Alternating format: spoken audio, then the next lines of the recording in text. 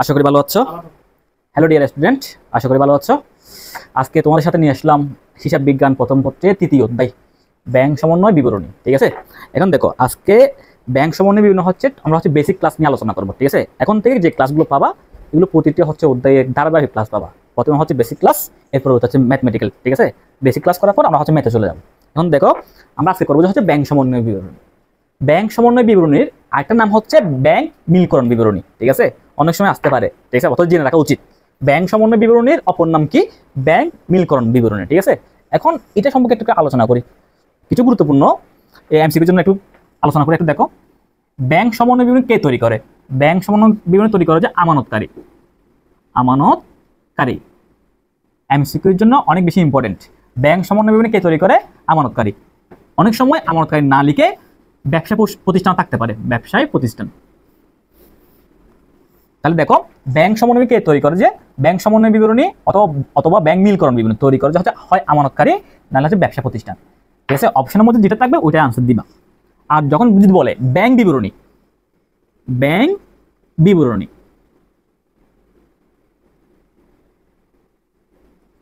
Bank বিবরণী কে তৈরি করে, তখন আনসার হবে তোমার ব্যাংক। স্টুডেন্ট এখন এটা নিয়ে অনেক বেশি কি কনফিউশন, ব্যাংক বা ভুলে ফেলে। ব্যাংক সমন্বয় বিবরণী কে তৈরি করে? যে ব্যাংক সমন্বয় বিবরণী তৈরি করে যে আমানতকারী না হয় ব্যবসা প্রতিষ্ঠান, আর ব্যাংক বিবরণী তৈরি করে তোমার হচ্ছে ব্যাংক। ঠিক আছে, এখন দেখো ব্যাংক সমন্বয় বিবরণী কোন নীতি অনুযায়ী প্রকাশ করা হয় বা কোন নীতি অনুযায়ী তৈরি করা হয়? কতগুলো নীতি আছে হিসাব বিজ্ঞান হচ্ছে কি করার, কতগুলো নীতি আছে। এখন দেখো ব্যাংক সমন্বয় বিবরণী কোন নীতি অনুযায়ী প্রকাশ করা যায় বা তৈরি করা হয়? তো ব্যাংক সমন্বয় বিবরণী তৈরি করা হয় পূর্ণ প্রকাশ নীতি অনুযায়ী। পূর্ণ প্রকাশ নীতি মনে রাখবা, অনেক বেশি গুরুত্বপূর্ণ কিন্তু।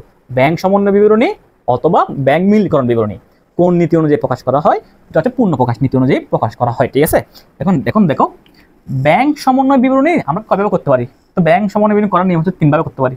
ঠিক আছে, একটা হচ্ছে একক জের, 1 নম্বর, 2 নম্বর হচ্ছে উভয় জের, 3 নম্বর হচ্ছে নগদান বই সংশোধিত জের। ঠিক আছে, আমরা চাইলে একক জেরের আরো কিছু নাম লিখতে পারি, দেখে সনাতন জের বলতে পারবো। সনাতন জের। ঠিক আছে, একক জের অপর নাম হচ্ছে কোন জের? সনাতন জের। চাইলে প্রচলিত জেরও বলতে পারবো, প্রচলিত জের। ঠিক আছে, এটা একক জেরের অপর নাম। উভয় জেরকে দ্বৈত জের বলা যায়, দ্বৈত জের বা দ্বিপাক্ষিক জের। দ্বিপাক্ষিক জের। ঠিক আছে, এগুলো তো উভয় জেরের অপর নাম। আসলে নগদান বই সংশোধিত জের। এখন দেখো কতগুলো নিয়ম লিখছি, সেটা হচ্ছে কিসের? একক জের করার নিয়ম। একক জের করতে গেলে কতগুলো হচ্ছে নিয়ম মাথায় রাখতে হবে, সেগুলো হচ্ছে এখন দেখো। প্রথম লিখছি নগদান বই মোতাবেক ব্যাংক জমা উদ্বৃত্ত, নগদান বইয়ে ডেবিট উদ্বৃত্ত, পাস বই অবলিক ব্যাংক বই অনুযায়ী ব্যাংক জমা অতিরিক্ত। এই কথার তিনটা মানে হচ্ছে অর্থ সেম বুঝায়। ঠিক আছে, এই কথার তিনটার মধ্যে যে কোনো একটা থাকলে তাহলে আমরা ব্যাংক সমন্বয় করার সময় করবো কি, আমি ব্যাংকের মতো। আমি কার মতো? ব্যাংক। ব্যাংক যা যা করবে আমাকে তাই করতে হবে। মোট কথা হচ্ছে আমি কার সাথে টাকা মিলাবো? যে আমি ব্যাংকের সাথে টাকা মিলাবো। ঠিক আছে, এখন আমি বলতে নগদান বই বোঝানো হচ্ছে। কাকে বোঝানো হচ্ছে? নগদান বই। এখানে ব্যাংক সমন্বয় করতে গেলে দুই ধরনের বই দরকার হবে, একটা হচ্ছে নগদান বই দরকার হবে, আর একটা হচ্ছে ব্যাংক বই। ঠিক আছে, তো নগদান বইকে আমরা চাইলে আমানতকারীর বইয়ে বলতে পারবো, আমানতকারীর বইয়ে বলতে পারবো, আর ব্যাংক বইকে পাস বইয়ে বলতে পারবো। ঠিক আছে, তো ব্যাংক সমন্বয় করতে গেলে কয় ধরনের বই দরকার হয়? দুই ধরনের, একটা হচ্ছে নগদান বই অথবা আমানতকারীর বই, আর ব্যাংক বই অথবা কি বই? পাস বই। এখন দেখো তো এই কথা তিনটা মানে হচ্ছে আমি ব্যাংকের মতো, মানে ব্যাংক যেরকম হবে আমার থেকে সেরকম হইতে হবে, ব্যাংকের টাকার সাথে মিলাইতে হবে। তো কে মিলাবে? আমি মিলাবো। আমি বলতে কোন বই? নগদান বই। আমি বলতে কোন বই? নগদান বই। কার সাথে মিলাবো? যে ব্যাংকের সাথে মিলাবো। ঠিক আছে, মনে করে ব্যাংক যে ফার্স্টে বিয়ে করে, আমাকে ফার্স্টে বিয়ে করতে হবে। ঠিক আছে, তো ব্যাংক যা যা করবে আমাকে তাই করতে হবে। ঠিক আছে, এখন দেখো নিচে দেখো নগদান বই মোতাবেক ব্যাংক জমা অতিরিক্ত, নগদান বইয়ের ক্রেডিট উদ্বৃত্ত, পাস বই অবলিক ব্যাংক বই অনুযায়ী ব্যাংক জমার উদ্বৃত্ত। এই কথা তিনটা সেম। এই কথা থেকে যে কোনো একটা থাকলে তখন ব্যাংক সমন্বয় করতে হবে যে ব্যাংক আমার মতো। একটা হবে ছিল আমি ব্যাংকের মতো, এখন কিন্তু হচ্ছে ব্যাংক আমার মতো। তাহলে আমার মতো বলতে কি, আমি যা যা করবো ব্যাংককে তাই করতে হবে। তা আমার বলতে কোন বইকে বোঝানো হচ্ছে? নগদান বইকে। এখানে আমার বলতে কাকে বোঝানো হচ্ছে? যে নগদান বইকে। ঠিক আছে, তাহলে ব্যাংক আমার মতো হবে। তাইলে ব্যাংক আমার মতো বলতে কাকে বোঝানো হয়? নগদান বইকে। ব্যাংক নগদান বইয়ের মতো হবে। ঠিক আছে, মনে রাখবা একক জের করতে গেলে এইগুলো একটু মাথায় রাখতে হবে। এই উদ্বৃত্তগুলো থাকলে আমি ব্যাংকের মতো, আর এই তিনটা থাকলে ব্যাংক কার মতো? আমার মতো। ঠিক আছে, এটা হচ্ছে একক জের করার নিয়ম। ঠিক আছে, তো তোমার সাথে একটা ম্যাথ নিয়ে আসলাম, ঠিক আছে, কয়েকটা লেনদেন নিয়ে কয়েকটা ম্যাথ নিয়ে আসলাম। এখন দেখো, প্রথমে লেখা আছে নগদান বই মোতাবেক ব্যাংক জমার উদ্বৃত্ত, ঠিক আছে। তাহলে তোমাকে মাথায় রাখতে হবে যে এই উদ্বৃত্ত থাকলে কে কার মতো, এটা যদি কে কার মতো যে পারলে প্রায় লেনদেন তুমি বুঝতে পারবা, খুব সহজ হয়ে যাবে, ঠিক আছে। এখন দেখো, নগদান বই মোতাবেক ব্যাংক জমার উদ্বৃত্ত, ঠিক আছে। তাহলে নগদান বই মোতাবেক ব্যাংক জমার উদ্বৃত্ত মানে হচ্ছে আমি ব্যাংকের মতো, আমি ব্যাংকের মতো, ঠিক আছে। তো আমরা করতেছি একক জের, ঠিক আছে। তো একক জের করা হচ্ছে বিবরণ টাকা টাকা, ঠিক আছে। এখন দেখো, একক জের করতে গেলে শুরুতে যে একটা উদ্বৃত্ত থাকবে ওটা শুরুতে লিখে ফেলবো, টাকা লিখবো সেকেন্ড কলামে। সব সময় উদ্বৃত্ত যেটা থাকুক না কেন ওইটা লিখে খুঁজে বের করে, ঠিক আছে, এটা আগে লিখে টাকাটা কোন কলামে লিখবো, সেকেন্ড কলামে লিখবো, ঠিক আছে। তারপর হচ্ছে যোগ লিখবো, কিছু জায়গা খালি রেখে তারপর হচ্ছে বিয়োগ লিখবো, ঠিক আছে।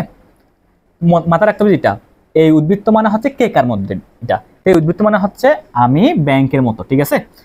এখন দেখো, ব্যাংক কর্তৃক লভ্যাংশ আদায় 1000 টাকা যা নগদান বইতে লেখা হয়নি, ঠিক আছে। তো আমরা জানি যে ব্যাংক সমন্বয় করতে গেলে দুইটা বই প্রয়োজন হয়, একটা হচ্ছে নগদান বই আর হচ্ছে ব্যাংক বই, ঠিক আছে।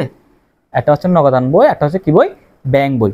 দেখো, তোমাকে মাথা রাখতে হবে উদ্দীপকে যে লেনদেনগুলো থাকবে ওই লেনদেনগুলো যে কোনো একটা বইতে লেখা থাকবে, যে কোনো কয়টা বইতে, একটা বইতে। নগদান বইতে লেখা থাকলে ব্যাংকের লেখা থাকবে না, আর ব্যাংকে লেখা থাকলে কোথায় লেখা থাকবে না, নগদান বইতে লেখা থাকবে, যে কোনো একটা বইতে লেখা থাকবে। যদি কোনো কারণে নগদান বইতেও লেখা আছে ব্যাংকও লেখা আছে, মনে করো কোনো কারণে যদি দুইটা বইতে লেখা থাকে, তাহলে সেখানে দেখবে টাকা ভুল লিখছে, ওরা কি লিখছে, টাকা ভুল লিখছে। মাথায় রাখবা উদ্দীপকে যে লেনদেনগুলো থাকবে ওই লেনদেনগুলো যে কোনো একটা বইতে লেখা থাকবে, হয় নগদান বইতে নাহলে হচ্ছে ব্যাংক বইতে, ঠিক আছে।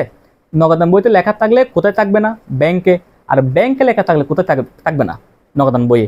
কোনো কারণে যদি দুই জায়গায় থাকে লেখা থাকে তাহলে বুঝে নিবা সেখানে টাকার পরিমাণ ভুল হয়েছে, কোনো না কোনো কিছু ভুল হয়েছে, ঠিক আছে। এখন দেখো, উদ্বৃত্তটা আমরা লিখছি, এই উদ্বৃত্ত মানে হচ্ছে আমি ব্যাংকের মতো। একটু খেয়াল করিও, ব্যাংক কর্তৃক লভ্যাংশ আদায় 1000 টাকা যার নগদান বইতে লেখা হয়নি। তো ব্যাংক কর্তৃক মানে ব্যাংক নিজে, তো ব্যাংক নিজে কি করলো, লভ্যাংশ আদায় করলো। তো লভ্যাংশ আমার জন্য তো আয়, আমার জন্য আয় না, আদায় করছে হচ্ছে ব্যাংকে। তো ব্যাংকে যখন লভ্যাংশ আদায় করছে ব্যাংকে টাকা বেড়ে গেছে না, যোগ হয়ে গেছে না, প্লাস হয়ে গেছে না, ব্যাংকে টাকা বৃদ্ধি পেয়েছে। এটা কোথায় লেখা হয় নাই, যে নগদান বইতে লেখা হয়নি, ঠিক আছে। আমরা নগদান বইতে লিখি নেই, কিন্তু এই উদ্বৃত্ত অনুসারে এটা অনুসারে হচ্ছে আমি ব্যাংকের মতো, আমি কার মতো, ব্যাংকের মতো। তাহলে ব্যাংক কি করলো, লভ্যাংশ আদায় করলো, তাহলে ব্যাংকে টাকা বৃদ্ধি পাইছে। তা আমি ব্যাংকের মতো হইতে গেলে ব্যাংক বাড়াইছে, আমার তো কি করতে হবে, বাড়াই দিতে হবে, তাহলে যোগে লিখতে হবে, ঠিক আছে। লিখতেছি,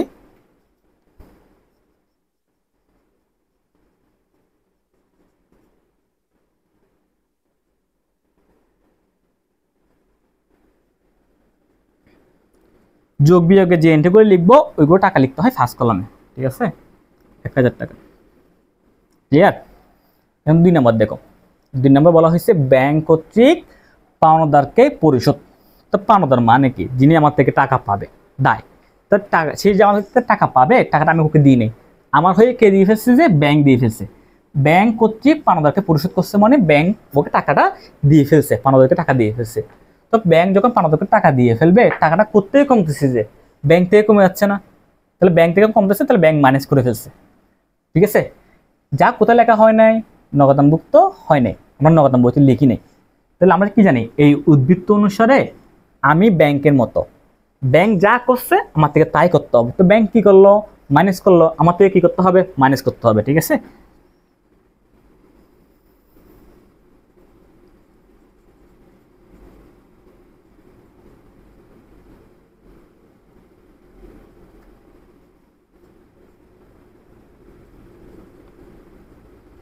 টাকা হচ্ছে 2000 টাকা, যোগ বিয়োগে যে এন্ট্রিগুলো হবে সবগুলো টাকা লিখবে ফার্স্ট কলামে, ঠিক আছে। এরপর দেখো 3 নাম্বার, ব্যাংক কর্তৃক বিনিয়োগের সুদ কি করলো, আদায় করলো। এখন ভাইয়া বিনিয়োগের সুদটা কি, এটা কি আয় নাকি ব্যয়? বিনিয়োগ সুদ হচ্ছে আমার জন্য আয়, তা আয় আদায় করছে যে কে, ব্যাংক। তো ব্যাংক যখন আদায় করছে টাকাটা কোথায় বৃদ্ধি পাইছে, ব্যাংকে বৃদ্ধি পাইছে না, এই ব্যাংকে বৃদ্ধি পাইছে মানে প্লাস হয়ে গেছে। যা কোথায় লেখা হয় নাই, নগদানভুক্ত হয় নাই, মানে নগদান বইতে লেখা হয় নাই। এই উদ্বৃত্ত অনুসারে আমি ব্যাংকের মতো, আমি কার মতো? ব্যাংকের মতো। তো ব্যাংক কি করলো? প্লাস করলো। আমাদের কি করা উচিত? প্লাস করা উচিত। ঠিক আছে,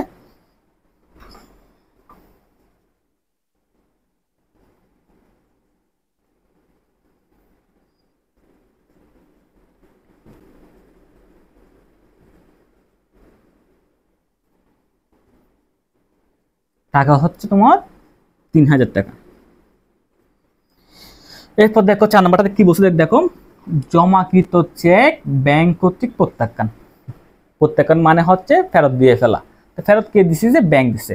চেক একমাত্র ফেরত দিতে পারে সেটি ব্যাংকে। ঠিক আছে, প্রত্যাখ্যান মানে হচ্ছে ফেরত দিয়ে ফেলা। ঠিক আছে, জমাকৃত চেক ব্যাংক কি করলো? প্রত্যাখ্যান করলো। তো ব্যাংক যখন প্রত্যাখ্যান করছে, চেকটা ফেরত দিয়ে ফেলছে, টাকাটা করতে কমে গেছে, ব্যাংক থেকে কমে গেছে না? ব্যাংক থেকে যে কমছে সেটা আমরা কোথায় লিখি নেই? নগদানভুক্ত হয়নি, মানে নগদান বইতে লিখি নেই। তো নিয়ম কি?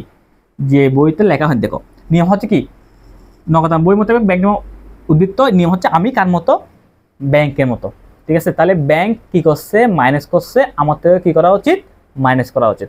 আবার একটু বলি, জমাকৃত চেক ব্যাংক কর্তৃক প্রত্যাখ্যান মানে হচ্ছে চেক যে জমা দিছি ওই চেকের অর্থটা ব্যাংক হচ্ছে ফেরত দিয়ে ফেলছে।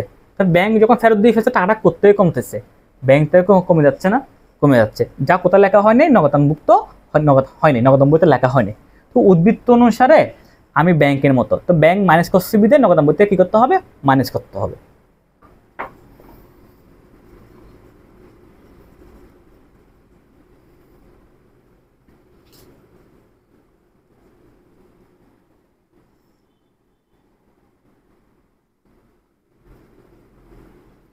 এরপর হচ্ছে 5 নাম্বার দেখো, ব্যাংক কর্তৃক চার্জ ধার্য করলো 4000 টাকা, যা নগদানভুক্ত হয়নি।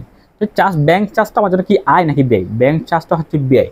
ব্যাংক আমাকে বিভিন্ন ধরনের সেবা দেওয়ার ফলে আমার থেকে কিছু চার্জ ধার্য করে। ঠিক আছে, তো চার্জ ধার্য করার একমাত্র ক্ষমতা হচ্ছে ব্যাংকের। ঠিক আছে, ব্যাংক আমাকে সেবা দিবে, তার বিনিময়ে ব্যাংক আমার থেকে কিছু টাকা চার্জ করে কেটে নিবে। এখন যে ব্যাংক যে আমার থেকে কাটবে, সেই কারণে আমি নগদ টাকা নিয়ে ফেলবে, যে ব্যাংক আমার থেকে নগদ টাকা নিবে না। তো কীভাবে কাটবে? আমার অ্যাকাউন্ট থেকে কিছু টাকা কেটে ফেলবে। যখন আমার অ্যাকাউন্ট থেকে টাকা কেটে ফেলতেছে, টাকাটা কোথায় কমে যাচ্ছে? ব্যাংক থেকে কমে যাচ্ছে। তো ব্যাংক থেকে যে কমতেছে, আমরা সেটা কোথায় লিখি নাই? নগদান বইতে লিখি নেই। তো এই উদ্বৃত্ত অনুসারে আমি কার মতো? আমি ব্যাংকের মতো। তো ব্যাংক মাইনাস করছে বিধে আমার থেকে কি করতে হচ্ছে? মাইনাস করতে হচ্ছে।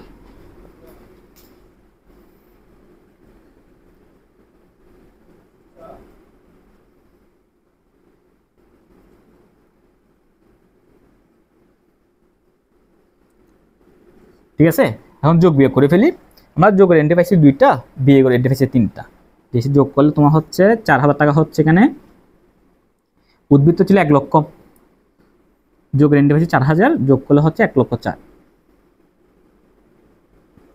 এখন দেখো বিয়োগের এন্ট্রি পাইছি 3টা, এটা টাকা হবে যে তোমার 4000। তো যোগ করলে কত হয়? 11,000 টাকা। তো 1,04,000 থেকে যদি 11,000 চলে যায়, কত হয়?